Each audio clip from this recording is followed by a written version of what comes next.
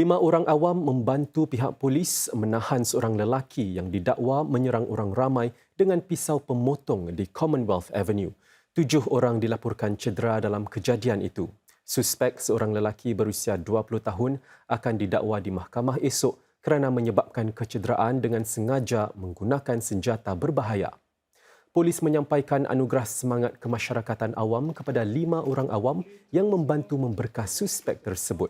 3 daripada mereka sempat hadir di majlis itu.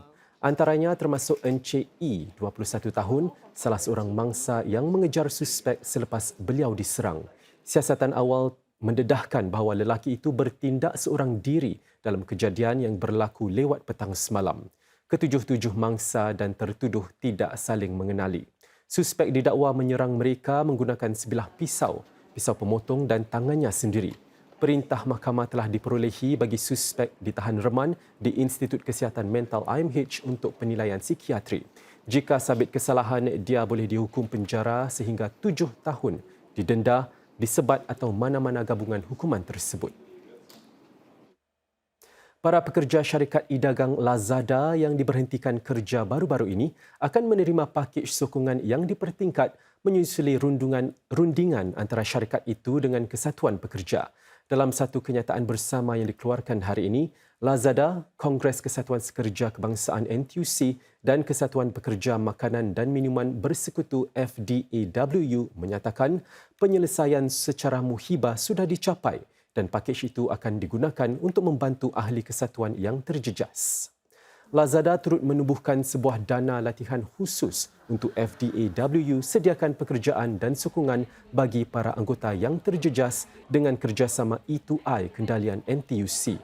Lazada dan FDAWU yang menegaskan bahawa semua pertimbangan diambil dengan serius menyatakan bahawa kedua-dua pihak akan bekerja rapat untuk menangani keperluan dan kebimbangan pekerja yang terjejas. Kementerian Tenaga Manusia MOM akur bahawa terdapat cabaran antara Lazada dengan pihak kesatuan pada awalnya tetapi gembira kerana semua pihak sudah pun menghuraikan perkara itu.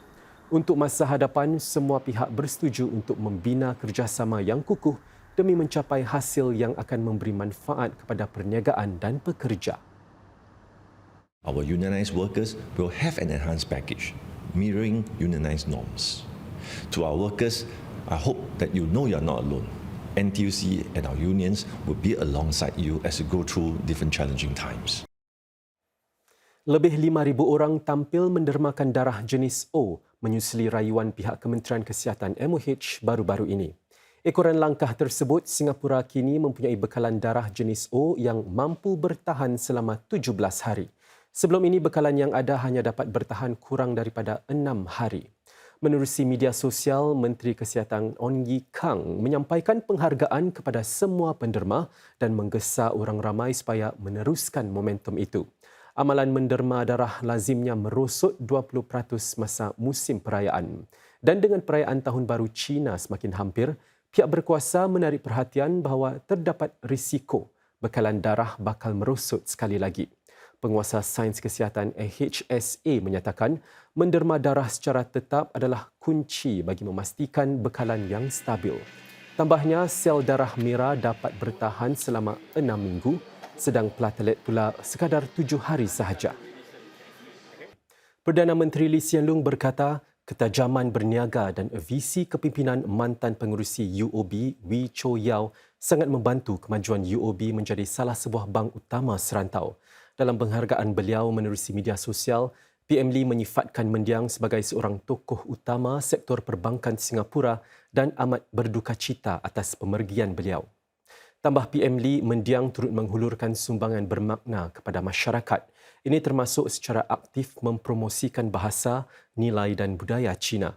Masyarakat hingga kini meraih manfaat daripada Yayasan Wee yang ditubuhkan pada 2009 bagi menyediakan peluang pendidikan serta bantuan kepada golongan yang memerlukan. Menurut PM Lee, beliau mengenali Encik Wee sejak 4 dekad lalu dan bekerja rapat dengan mendiang semasa menjadi pengerusi Penguasa Kewangan Singapura MAS. Beliau amat menghargai pandangan dan nasihat Encik Wee dan akan sentiasa mengenang perbincangan antara mereka selama ini.